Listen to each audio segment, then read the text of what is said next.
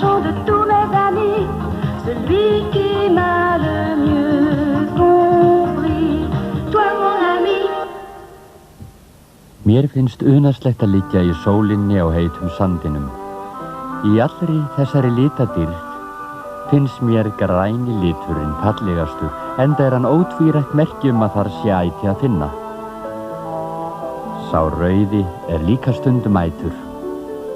Ég 4 ára gamall og ekkert smákríli lengur. Ég stór og stæðileg skjaldbaka.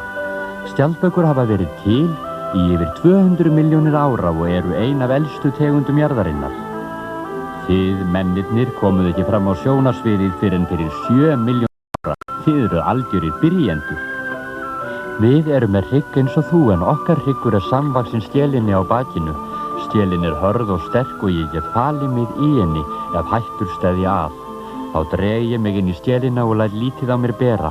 Hins vegar ég varnarlaus gagnvart veðrabreytingum. Ég með kalt blóð og óreglulegan líkamshita. Þegar heitt í veðri stikna ég og ef farið með mig langt frá heimahaugunum til svalari landa frýs ég úr kulda. Há, komdu og taktu mig, nú ég á grænni grein. Ég dreg mig inn í skelina og þú ferð með mig heim til þín. Erum við komnir? Það hlýtur að vera því ég finn lyktina af smáranum. Hvað þarna? Getur þetta verið? Jú, reyndar. Smásteinar og skeljar, það sem allar skjaldbökur dreymir Mér finnst gaman að klöngrast milli steinanna. Þar get ég grafið holur og skylt mér fyrir regni og vindum. Takk, þú hefðir ekki getað gefið mér notalegri bústað.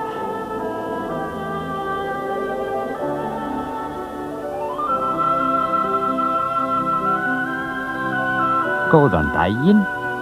Við skjaldbökurnar fylgjumst vel með hvað tímanum líður. Við finnum alltaf á okkur hvenar matar von og hvenar rétt að fá sér síðdegisblund. Ég borða jurtir af ýmsu tagi. Blaðsalat ljúffengt á vorin. Jarðaber eru gómsæti yfir sumartíman. Því miður eru ekki allir frændur mínir jafn heppnir og ég. Þeir fá lítið að borða og hafa ekkert skjól. Prakkararnir klessa málinga á skelina, stundum eru þeir bundnir. Ég veit að þú verður aldrei svona vondur við mig. Skelin sterk en samt hún jafn viðkvæm og húðin þín. Geturðu hjálpað mér? Nú skulum við fara í spretthlaup.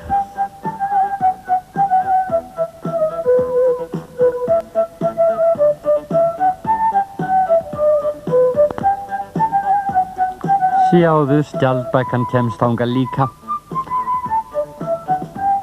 Vatnsskjaldbökurnar vilja búa nálægt vatni. Vatni verður að vera volgt og tært. Þær eru mun fljótar í ferðum miðað við okkur hinar allavega.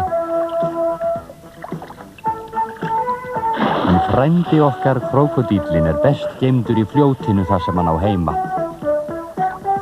Kameljón eru svolítið sérstök dýrategund.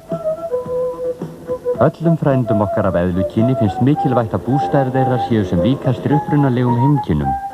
Þeir verða að vera þurrir og með nóg af iðandi skordýrum.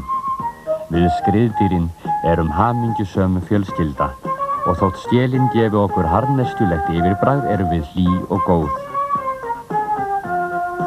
Við þolum alls ekki mikla kulda.